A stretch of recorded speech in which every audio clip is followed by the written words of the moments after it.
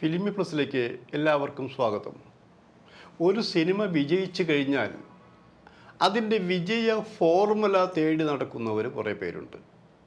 ഒരു സിനിമ പരാജയപ്പെട്ടാൽ എന്തുകൊണ്ടത് പരാജയപ്പെട്ടു എന്ന് ചോദിക്കുന്നവർ കുറവാണെന്ന് ആലോചിക്കണം. നിങ്ങളുടെ ഉദ്ദേശത്തിൽ ഒരു പരാജയത്തെ സൂപ്പർ ഹിറ്റാക്കി കഴിയും എന്നുള്ളതാണ് ഞങ്ങളുടെ അനുഭവങ്ങൾ. കാരണം ഇപ്പോൾ നിങ്ങൾ ചോദിച്ചത് മമ്മൂട്ടിയുടെ ടർബോയുടെ വൻ വിജയരഹസ്യമാണ്. ആ രഹസ്യ ഫോർമുല മമ്മൂട്ടി പുറത്ത് വിടുകയാണെങ്കിൽ പല നിർമ്മാതാക്കൾക്കും പല സംവിധായകർക്കും അത് ഗുണം ചെയ്യുമെന്നുള്ളതാണത്. ഞാൻ പറഞ്ഞത് ഇത്രയേ ഉള്ളൂ. ഞാൻ മമ്മൂട്ടിയോട് സംസാരിക്കാം, മമ്മൂട്ടി ആ രഹസ്യം പുറത്ത് വിടുമോ എന്ന് ചോദിക്കാം. രഹസ്യം പുറത്ത് വിടുമെങ്കിൽ ഗുണകരമായിരിക്കും. സാധാരണ രീതിയിൽ മമ്മൂട്ടി അങ്ങനൊരു ഏകാധിപതിയൊന്നുമല്ല. കാരണം അവരെ സംബന്ധിച്ച് അവരുടെ പടം വൻ വിജയം ലക്ഷ്യം കണ്ടു കഴിഞ്ഞു. അതിന് രഹസ്യം ഉണ്ടെങ്കിൽ നമുക്കത്രേ പറയാൻ പറ്റുള്ളൂ. രഹസ്യമുണ്ടെങ്കിൽ ആ രഹസ്യം മമ്മൂട്ടി പുറത്ത് വിടും എന്ന് തന്നെയാണ് ഞങ്ങളുടെ വിശ്വാസം. പക്ഷേ നിങ്ങൾ എല്ലാവരും ആലോചിക്കേണ്ട ഒരു കാര്യമുണ്ട്. എല്ലാ സിനിമയും സൂപ്പർ ഹിറ്റാകും എന്നുള്ള തീരുമാനവും ആഗ്രഹവും പ്രതീക്ഷകളും കൊടുത്തുകൊണ്ട് തന്നെയാണ് തിയേറ്ററിൽ എത്തിക്കുന്നത് ആലോചിക്കണം. തിയേറ്ററിൽ ജനങ്ങളാണ് വിധി എഴുതുന്നത് ഈ സിനിമ എങ്ങനെ വേണമെന്നുള്ളത്. പിന്നെ നിർമ്മാതാവിൻ്റെയും സംവിധായക ബുദ്ധിപരമായിട്ടുള്ള നീക്കം വേറെയുണ്ട്. അതിന് എൻ്റെ മുന്നിൽ രണ്ട് സിനിമകളുണ്ടെന്ന് ആലോചിക്കണം. ഒന്ന് ഷോലെ, മറ്റൊന്ന് മഞ്ഞിൽ വിരിഞ്ഞ പൂക്കൾ. നമുക്ക് ഷോലയിലേക്ക് വരാം എന്നുള്ളതാണ്. ഷോലെ നിങ്ങൾ കണ്ടിട്ടുണ്ടാവും, ഇല്ലെങ്കിൽ കേട്ടിട്ടുണ്ടാവും. ഇപ്പോഴും നിങ്ങൾ സിനിമ കാണാത്തവർ പോലും ഷോലയിലെ അംജിത് ഖാൻ്റെ കഥാപാത്രത്തെ, ആ സൂപ്പർ വില്ലൻ്റെ ആ അഭിനയ ചാതുരി അനുകരിക്കുന്നവരുണ്ടായിരിക്കും. അതിലെ പാട്ടുകൾ ഇഷ്ടപ്പെടുന്നവരുണ്ടായിരിക്കും. അതിലൊരു മെഗാ ഹിറ്റ് മാത്രമല്ല, ഒരു താരനിബിഡമായ സിനിമയാണെന്ന് ആലോചിക്കണം. അതിപ്പോൾ അതിലില്ലാത്തവരാരാ? അങ്ങനെ മാത്രമല്ല, രമേഷ് സിപ്പിയാണെന്ന് ആലോചിക്കണം. ആ സിനിമ അത്രയും വൻ സിനിമയാക്കി മാറ്റിയ രമേഷ് സിപ്പിയാണെന്ന് ആലോചിക്കണം. അപ്പോൾ അംജിത് ഖാനുണ്ട്. അംജിത് ഖാൻ്റെ ഇപ്പോഴത്തെ വൈഫുണ്ടല്ലോ, ഒരു ജയബാദ്രി ഉണ്ട്, ഹേമമാലിനി ഉണ്ട്, ഷമ്മി കപൂറുണ്ട്. അങ്ങനെ നിരവധി വമ്പൻ സെറ്റപ്പിലുള്ള ആൾക്കാരാണെന്ന് ആലോചിക്കണം. അപ്പോൾ അവർക്ക് വലിയ പ്രതീക്ഷയുണ്ടായിരുന്നു. കാരണം സലീമും ജാവേദും ചേർന്നിട്ടാണ് തിരക്കഥ ഉണ്ടാക്കി, രണ്ടുപേർ ചേർന്നിട്ട്. അപ്പോൾ അന്ന് നമ്മൾ വെറുതെ തിരക്കഥയുടെ ശക്തിയുണ്ട്. ആ തിരക്കഥയുടെ ശക്തി എന്നുള്ള ആ സിനിമയിൽ നമ്മൾ എണ്ണിയാൽ പ്രണയം, ആക്ഷൻ, സംഘട്ടനം, മറ്റത് മറിച്ചിങ്ങനെ മിനിമം 12 രസങ്ങൾ അതിലുണ്ട്, അനുഭൂതി ഉണ്ട് എന്നായിരിക്കണം. അങ്ങനെയുള്ളൊരു സിനിമ തിയേറ്ററിൽ വന്നപ്പോൾ അട്ടർ ഫ്ലോപ്പായിരുന്നു ആലോചിക്കണം. കേട്ടിട്ടുണ്ടോ? മാത്രമല്ല, അപ്പോൾ ചിലരൊക്കെ പറഞ്ഞു അംജിത് ഖാനെ മാറ്റിയാൽ നന്നായിരിക്കുമെന്നും പറഞ്ഞു. അപ്പോൾ അതുകൊണ്ട് ഇതിന് സംവിധായകൻ ഈ സിനിമ റീഷൂട്ട് ചില ഭാഗങ്ങൾ റീഷൂട്ട് ചെയ്യാൻ തീരുമാനിച്ചു. അപ്പോൾ തിരക്കഥാകൃത്ത് പറഞ്ഞു, ജാവേദ് പറഞ്ഞു, സലീം പറഞ്ഞു, നോ പറ്റില്ല, ഞങ്ങളുടെ ഈ തിരക്കഥ റീഷൂട്ട് ചെയ്യാൻ പറ്റില്ല. ഈ സിനിമ ഇപ്പോൾ ഓടിയില്ല എന്നുള്ള സത്യമാണത്. ഒരിക്കലും ഓടില്ല എന്ന് പറയാൻ പറ്റില്ലല്ലോ. ഓടാനുള്ള ചില മിനുക്ക് മണികൾ, സൂത്രപ്പണികൾ നമുക്ക് നോക്കാം. ഒരാഴ്ച ഞങ്ങൾക്ക് സമയം തരൂ. ആ ഒരാഴ്ച കഴിഞ്ഞിട്ട് ഓടിയില്ലെങ്കിൽ സംവിധായകൻ പറയുന്നതനുസരിച്ച് റീഷൂട്ട് ചെയ്യാമെന്ന് പറഞ്ഞു. ഒരാഴ്ച കഴിഞ്ഞപ്പോൾ ഷോലയുടെ തലവിധി മാറിയില്ലേ? പിടിച്ചാൽ കിട്ടാതെ അണക്കെട്ട് പൊട്ടി ഒഴുകുന്നത് പോലെയല്ലേ ആ സിനിമയുടെ പബ്ലിസിറ്റി വന്നത്, ആ സിനിമയുടെ കളക്ഷൻ വന്നത്. അപ്പോൾ എല്ലാവരും ചർച്ച ചെയ്ത് അംജിത് ഖാനെ കുറിച്ചാണ്. അംജിത് ഖാൻ അവസാന നിമിഷമാണ് ആ സിനിമയിൽ വന്നതെന്ന് ആലോചിക്കണം. അങ്ങനെയുള്ളൊരു കഥാപാത്രത്തെ അവതരിപ്പിക്കാൻ അംജിത് ഖാനെ അല്ല തീരുമാനിച്ചിരുന്നത്. പിന്നെ എങ്ങനെ അംജിത് ഖാൻ വന്നു? നേരത്തെ തീരുമാനിച്ചിരിക്കുന്ന നടന് അഭിനയിക്കാൻ അസൗകര്യമായപ്പോഴാണ് പുതിയൊരു നടനെ തേടിയത്. ഇതിന് പറ്റിയ ഒരു വില്ലനെ അന്വേഷിച്ച കൂട്ടത്തിൽ നമ്മുടെ അമിതാഭ് ബച്ചനാണ് പറഞ്ഞത്, എൻ്റെ ഒരു സിനിമയിൽ ഇങ്ങനെ ഒരാൾ വലുതല്ലാത്ത റോള് ചെയ്തിട്ടുണ്ട്, അത് വിളിക്കുന്നത് നന്നായിരിക്കും.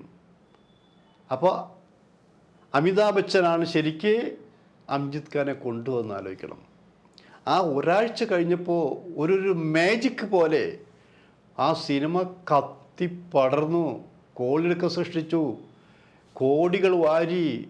ഇപ്പം ഇത്രയും വർഷമായില്ലേ, ഇത്രയും വർഷമായിട്ട് പോലും ആ സിനിമ ഇപ്പം റിലീസ് ചെയ്താലും ഹൗസ്ഫുള്ളായി ഓടിക്കൊണ്ടിരിക്കുന്ന ആലോചിക്കണം.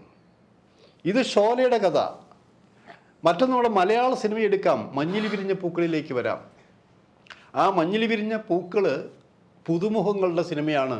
ഫാസിൽ അടക്കമുള്ളവരുടെ സിനിമ. മോഹൻലാൽ വന്നു, ശങ്കർ, പൂർണിമ ജയറാം, അങ്ങനെ നിരവധി പേരുടെ പുതിയ ജെറി അമൽദേവ് പാട്ട് സംഗീതം, അങ്ങനെയൊക്കെ പുതിയ ആൾക്കാരുടെ സിനിമയാണെന്ന് ആലോചിക്കണം. അവരും അതും നവോദയയുടെ സിനിമയാണെന്ന് ആലോചിക്കണം. അപ്പച്ചൻ്റെ ആ നവോദയയുടെ ആ സിനിമ വരുമ്പോൾ അത് സൂപ്പർ ഹിറ്റാവും എന്ന് തന്നെയാണ് പ്രതീക്ഷിച്ചത്. പക്ഷെ ഞാനെന്ന് ആ സിനിമ കാണാൻ പോയപ്പോൾ തിയേറ്ററിൽ വിരലിലെണ്ണാവുന്നവർ മാത്രമായിരുന്നു നല്ല തിയേറ്റർ ഉണ്ടായിരുന്നത്. അത് രാഗത്തിലാണോ മറ്റോ ഞാൻ കണ്ടത്. ഇത്ര വർഷങ്ങളായില്ലേ, തൃശ്ശൂർ രാഗത്തിലാണ് ഞാൻ സിനിമ കണ്ടതെന്നാണ് എൻ്റെ ഓർമ്മ. പക്ഷെ അവിടെ അവർ പകച്ചു നിന്നു. എന്തു പറ്റി? നല്ല പാട്ടുകൾ, നല്ല ക്ലൈമാക്സ്, ബോറടിപ്പിക്കാത്ത സീനുകൾ, ഒരു സ്ഥലത്തും ലാഗില്ല. പിന്നെ ഈ സിനിമയ്ക്ക് എന്ത് പറ്റി? ഒരാഴ്ച അവരവിടെ ഞെട്ടിയിരിക്കുകയാണത്. പിന്നീട് അവർ ആ സിനിമയെ പരസ്യം ചെയ്ത് വമ്പൻ ഹിറ്റാക്കി മാറ്റിയിട്ടില്ലേ. മഞ്ഞിൽ വിരിഞ്ഞ പൂക്കളിനെ പിന്നെ പരാജയത്തെക്കുറിച്ച് സംസാരിച്ചിട്ടില്ല, വിജയ ഫോർമുലയാണ് അന്വേഷിച്ചിരുന്നത്. അപ്പം അതുപോലെ തന്നെയാണ് ഇപ്പോൾ മമ്മൂട്ടിയുടെ ഈ ടർബോയുടെ വൻ വിജയത്തിൻ്റെ കാരണങ്ങൾ അന്വേഷിക്കുന്നത്. വിജയത്തിൻ്റെ കാരണം എന്ന് പറയുമ്പോൾ ടർബോ ഒരു അസാമാന്യ സിനിമയൊന്നുമല്ല, ഒരു പുതിയ പ്രമേയവുമല്ല. സിനിമയിലെ ഏത് ഭാഷയിലും സിനിമയിലും ഉള്ളതുപോലെ തന്നെ ഉള്ളൊരു കഥ, അങ്ങനെയൊരു സിനിമയാണത്. പക്ഷെ എന്താണ് പ്രത്യേകതകളിൽ ഒന്ന്, മമ്മൂട്ടി എന്ന മെഗാസ്റ്റാറിൻ്റെ പ്രകടനം തന്നെയാണ്. ഒപ്പം നമ്മുടെ വില്ലൻ്റെ, തെലുങ്കിലത്തെ അല്ല കന്നഡയിലെ വില്ലൻ്റെ പ്രകടനം തന്നെയാണെന്ന് ആലോചിക്കണം. അതതിൻ്റെ പ്ലസ് പോയിന്റുകളാണത്. പക്ഷെ അതുകൂടാതെ ഒരു വിജയ ഫോർമുല ഇതിലുണ്ട്. അത് മമ്മൂട്ടിയുടെ ബ്രെയിൽ നിന്ന് വന്നിട്ടുള്ളതാണത്. അതാ ഷൂട്ടിംഗ് കഴിഞ്ഞതിന് ശേഷം ഈ സിനിമ റിലീസ് ചെയ്യാനുള്ള തയ്യാറെടുപ്പ് നടന്നപ്പോൾ മമ്മൂട്ടിക്ക് എതിരെ, മമ്മൂട്ടിയെക്കുറിച്ച് വളരെ മോശമായ രീതിയിൽ പ്രചരണങ്ങൾ അഴിച്ചുവിട്ടപ്പോൾ ഈ സിനിമ എന്ത് വില കൊടുത്തും പരാജയപ്പെടുത്തുമെന്ന് പറഞ്ഞവരെ എതിരിടാനുള്ള ഫോർമുലയെക്കുറിച്ചാണ് മമ്മൂട്ടിയും മമ്മൂട്ടിയുടെ കമ്പനിയും മറ്റു സുഹൃത്തുക്കളും ആലോചിച്ചത്. ആ ആലോചന കൊണ്ട് ഗുണമുണ്ടായി. ആ ആലോചനയിൽ ഞാൻ മനസ്സിലാക്കിയിടത്തോളം, ആ രഹസ്യം അതാണെന്ന് എനിക്ക് തോന്നുന്നു, മനസ്സിലാക്കിയിടത്തോളം ഈ സിനിമയുടെ A to Z വരെ അവർ പഠിച്ചു. ഇതിൽ ലേഗുണ്ടെന്ന് ഭാഗങ്ങളൊക്കെ ചെത്തിക്കളഞ്ഞു. ത്രൂ ഔട്ട് ആക്ഷൻ, അതായത് നമ്മൾ നല്ല AC കൂടുമ്പോൾ തണുപ്പ് അനുഭവിച്ച് വിറയ്ക്കുന്നത് പോലെ ഈ സിനിമ കണ്ട് വിറയ്ക്കണം ആൾക്കാർ. മതി, എന്തൊരു ഇടിയണപ്പോൾ ഒന്ന് നിർത്തിക്കൂടെ എന്ന് പറയാവുന്ന അവസ്ഥ അതായത് തുടങ്ങിയിട്ട് അവസാനിക്കുന്നവരെ, തൃശ്ശൂർ പൂരത്തിൻ്റെ വെടിക്കെട്ട് പോലെ തുടങ്ങി അവസാനിക്കുന്നവരെ അങ്ങനെ പിരിമുറുക്കം വേണമെന്ന് നിർബന്ധമുണ്ടായി. മറ്റൊന്ന്, ഇപ്പോഴത്തെ സോഷ്യൽ മീഡിയ ധാരാളമുണ്ടെന്ന് ആലോചിക്കണം. മമ്മൂട്ടി കമ്പനിക്കും ധാരാളം പേഴ്സണൽ അങ്ങനത്തെ കുറേ സംഘടനകളും സോഷ്യൽ മീഡിയ കുറേ ഗ്രൂപ്പുകളുണ്ടെന്ന് ആലോചിക്കണം. അവർ തീരുമാനിച്ചു, ഒന്ന്, ദിനം പ്രതി 2-3 വ്യത്യസ്ത പരസ്യങ്ങൾ.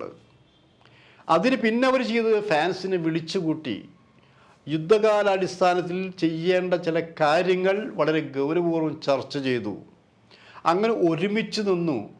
ഒത്തുപിടിച്ചാൽ മലയും പോരും എന്ന് പറഞ്ഞതുപോലെ ഒരുമിച്ച് നിന്നപ്പോൾ വെള്ളം ചോരാൻ പറ്റാത്തൊരു ശക്തരായി എന്നാലോചിക്കണം. അങ്ങനെ എല്ലാം കൊണ്ടും ചേർന്നപ്പോഴാണ് ഈ സിനിമ ബാറ്റെല്ലാം മറന്നുകൊണ്ട് തിയേറ്ററിൽ കയ്യടി നിലയ്ക്കാത്ത പ്രവാഹമുണ്ടായെന്ന് ആലോചിക്കണം. ഇതാണ് എനിക്കറിയാവുന്ന ചില രഹസ്യങ്ങൾ എന്നാലോചിക്കണം. അത് വിട്ട് രഹസ്യങ്ങളുണ്ടെങ്കിൽ നമുക്ക് മമ്മൂട്ടിയോട് ചോദിക്കാം. കാരണം മമ്മൂട്ടിയെ സംബന്ധിച്ച് ഈ സിനിമയ്ക്ക് വേറൊന്നും ഭീഷണിയില്ല. ഇതിന് വിജയ ഫോർമുല ഉണ്ടെങ്കിൽ മമ്മൂട്ടി പറയുകയും ചെയ്യും. കാരണം മറ്റുള്ളവർക്ക് തന്നെ കൊണ്ട് ഗുണമുണ്ടായെങ്കിൽ അത്രയും നല്ലത് എന്ന് വിശ്വസിക്കുന്നവരിൽ ഒരാളാണ് മമ്മൂട്ടി.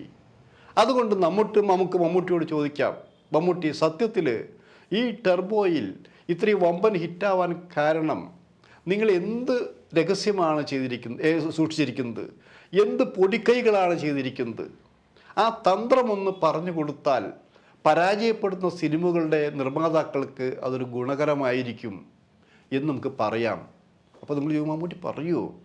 മമ്മൂട്ടി പറയണമെങ്കിൽ നമ്മൾ തെലുങ്ക് റൈറ്റ്സൊക്കെ വിൽക്കുന്ന പോലെ, കോപ്പി റൈറ്റ്സ് പോലെ കുറേ ലക്ഷങ്ങൾ കൊടുക്കേണ്ടി വരില്ലേ?